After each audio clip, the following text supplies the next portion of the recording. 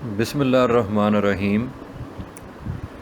یہ 10th class کے لیے سبجیکٹ انگلش کا بلاک 1 کا لیکچر نمبر 6 ہے۔ 10th کلاس آج کے اس لیکچر میں ہم یونٹ نمبر 3 ٹرائی اگین جو کہ ایک پوئم ہے اس کا آغاز کریں گے، اور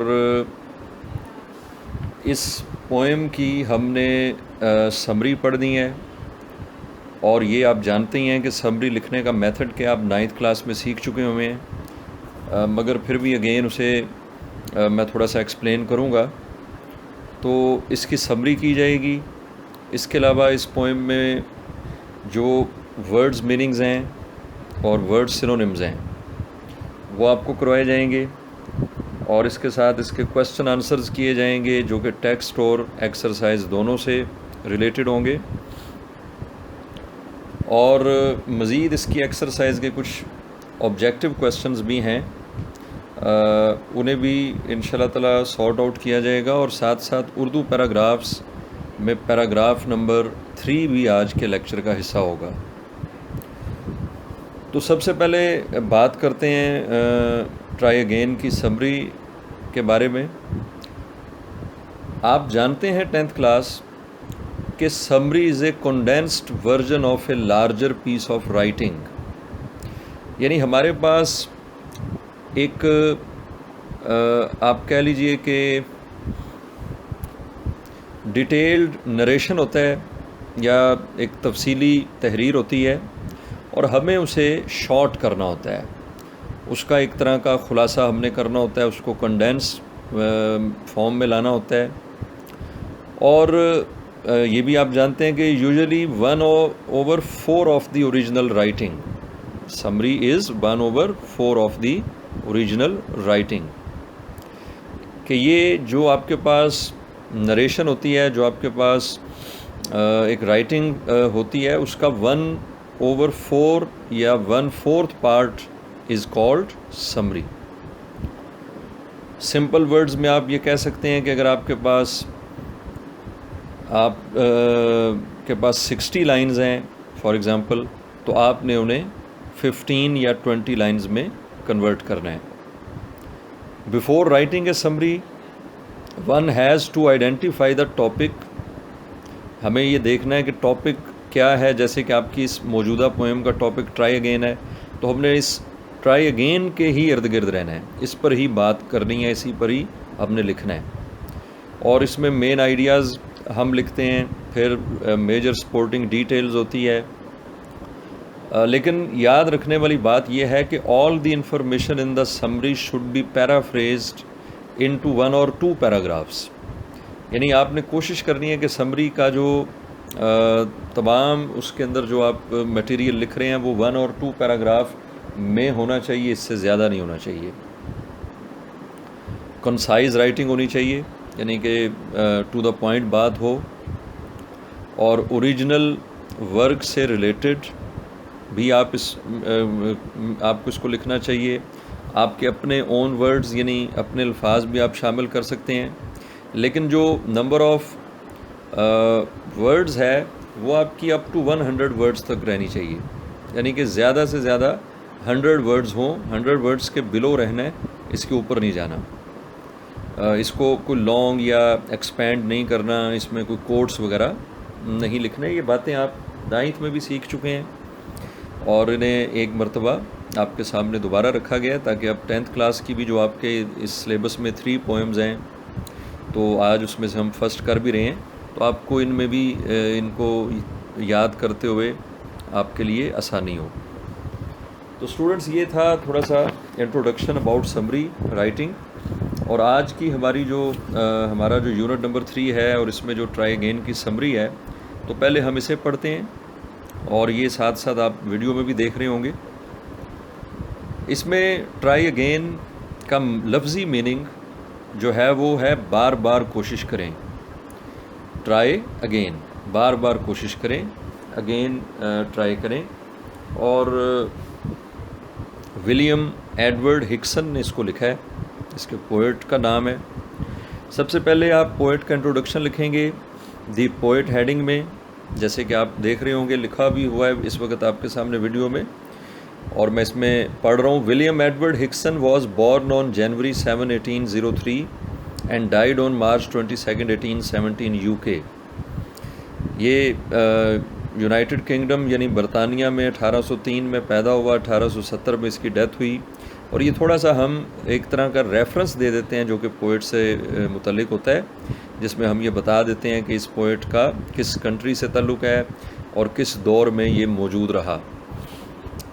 کیونکہ جو سمری کا کویسچن آپ کو پیپر میں آتا ہے اس میں آپ کے پاس سیکنڈ آپشن ہوتی ہے پیرافریزنگ کی، جس میں آپ نے explain the stanza with reference to context کرنا ہوتا ہے، کہ یعنی کہ اس میں ریفرنس دیا جاتا ہے جس میں پوئٹ کا حوالہ دیا جاتا ہے. تو یہاں آپ سمری لکھتے ہوئے بھی یہ تھوڑا سا حوالہ دے سکتے ہیں.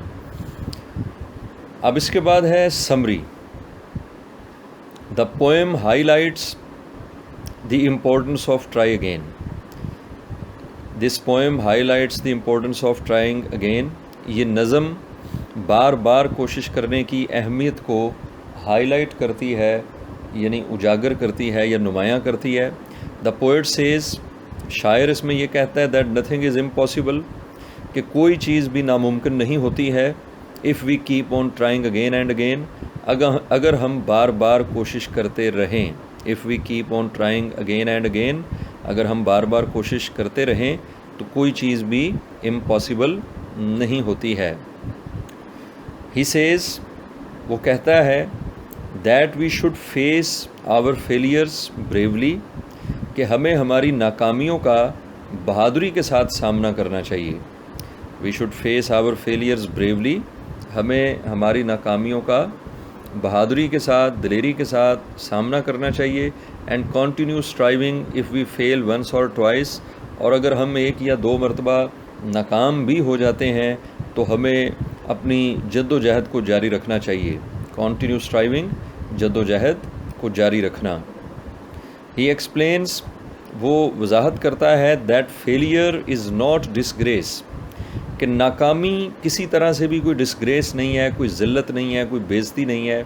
And we should not feel disgrace to put efforts again and again, اور ہمیں بار بار کوششیں کرنے میں بھی کوئی ڈسگریس یعنی بےزتی یا شرم محسوس نہیں کرنی چاہیے.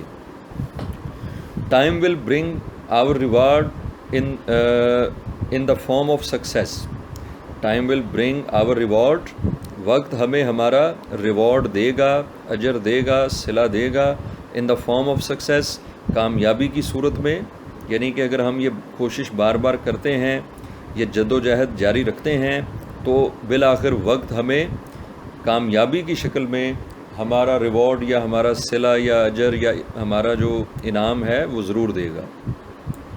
اور اس کے بعد لاسٹ میں کنکلوڈنگ سینٹینس میں ہم لکھ رہے ہیں، دا پوئٹ کنکلوڈس، شاعر اختتام کرتا ہے، that we should try hard with courage and patience, کہ ہمیں صبر اور ہمت کے ساتھ سخت کوشش کرنی چاہیے.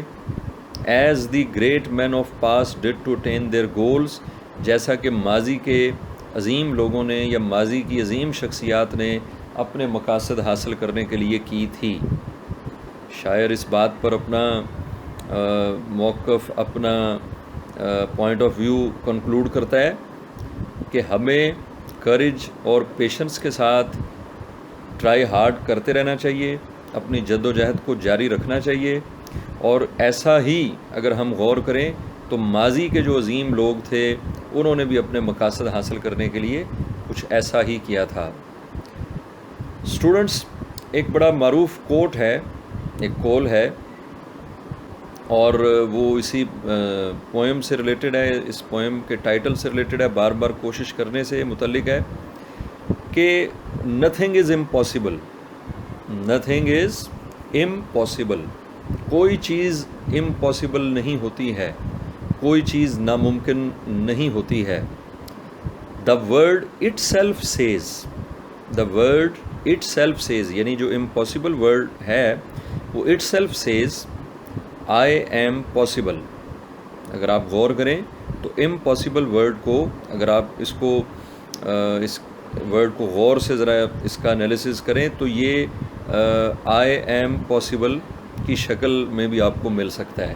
تو اس سے یہ ثابت ہوتا ہے کہ کوئی چیز بھی ناممکن نہیں ہوتی ہے. یہ ایک بہت اچھا اور بہترین کوٹ آڈرے ہیپبرن نے لکھا ہوا ہے. آڈرے ہیپبرن کا یہ کوٹ ہے اور اس میں بڑے خوبصورت طریقے سے یہ بتایا گیا ہے کہ کوئی چیز بھی ناممکن نہیں ہوتی، کیونکہ یہ جو امپاسبل ورڈ ہے یہ خود ہی اپنے آپ میں آئی ایم پاسبل ہے. تو اسٹوڈنٹس یہ سمری یہاں پر آپ کی مکمل ہوئی اور آپ نے اس کو یاد کرنا ہے اور اپنی نیٹ نوٹ بکس میں اس کو لکھنا بھی ہے.